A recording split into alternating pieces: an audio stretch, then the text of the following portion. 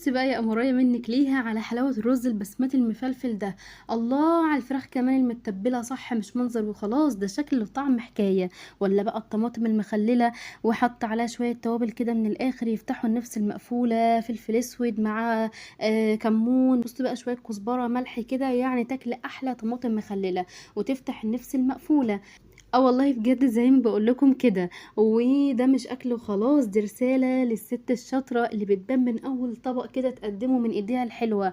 وجربي وهتدعي لي. وما تنسيش شعارنا اعملي حاجتك بايدك ولا الحاجه لغيرك. ولو عجبك الفيديو ما تنسيش اللايك والاشتراك في القناه، علشان كل حاجه بنزلها وانزلها ان شاء الله توصل لكم اول باول. وكمان يا بنات يا حلوين، لو بتشوفوا الفيديو ده على بيج الفيسبوك ما تنسوش لايك للفيديو، وكمان متابعه للبيج علشان كل حاجه بنزلها وانزلها ان شاء الله توصل لكم برضه اول باول. واستنوني في فيديو جديد، سلام.